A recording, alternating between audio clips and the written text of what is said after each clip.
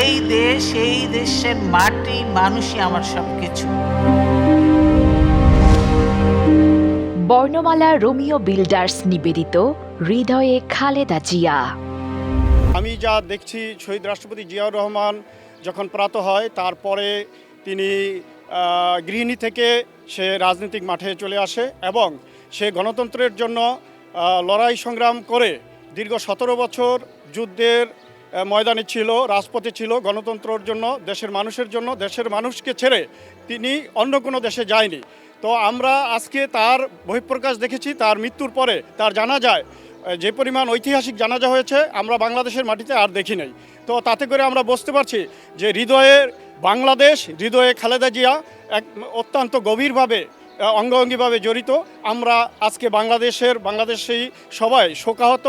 আমরা বেগম খালেদা জিয়ার আত্মার মাগফিরাত কামনা করছি এবং মহান রব্বুল আলামিন যেন বেগম খালেদা জিয়াকে সর্বোচ্চ জান্নাতুল ফেরদৌস নসিব করেন। রাজনীতিতে বলতে শহীদ রাষ্ট্রপতি জিয়াউর রহমান যখন তাকে শহীদ করা হয় তার পরবর্তীতেই তিনি রাজনীতিতে চলে আসেন।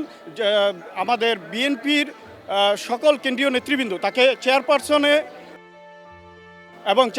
দায়িত্ব পালনে তিনি অত্যন্ত দক্ষতা এবং সুসাংগঠনিকভাবে দীর্ঘ সময় তিনি রাজনৈতিক মাঠে ছিলেন এবং অত্যন্ত সক্রিয় রাজনীতির সাথে অঙ্গাঙ্গিভাবে জড়িত ছিলেন। তিনি কখনো জেল জুলুমকে ভয় না পেয়ে তিনি বাংলাদেশের মানুষের জন্য, গণতন্ত্রের জন্য, বাক স্বাধীনতার জন্য যুদ্ধ করে গেছেন আপসহীনভাবে। স্বৈরাচার বিরোধী আন্দোলনে তার ভূমিকা ছিল অকুতোভয়।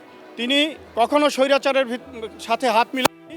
তিনি গণতন্ত্র পুনরুদ্ধারের জন্য, বাংলাদেশের মানুষের গণতন্ত্রের জন্য, বাংলাদেশের মানুষের ভোটের অধিকার নিশ্চিত করার জন্য তিনি আপসহীনভাবে সবসময় বাংলাদেশের মাটি ও মানুষের জন্য কাজ করে গেছেন। তার বিকল্প আমরা এই পর্যন্ত কাউকে দেখিনি। এই জন্য বাংলাদেশের মানুষ তাকে মাদার অফ ডেমোক্রেসি বলে, গণতন্ত্রের মাতা বলে। আজকে তারই বহিঃপ্রকাশ আমরা পেয়েছি। তার মৃত্যুর পরে আমরা দেখেছি জনসাধারণ শুধু দলমত নির্বিশেষে সকলেই তার আত্মার প্রতি শ্রদ্ধা জানিয়ে তাকে সবাই অত্যন্ত সুন্দরভাবে বিদায় দিয়েছেন। আমরা তার বহিঃপ্রকাশ এটাই বুঝি।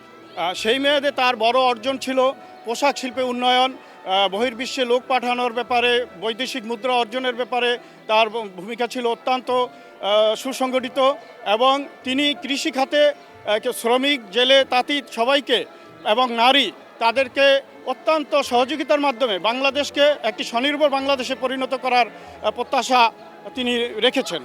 আসলে কি, সন্ত্রাসবাদ তো কখনো সরকার পরিচালনা যারা করে তারা থাকে সন্ত্রাসবাদের বিরুদ্ধে।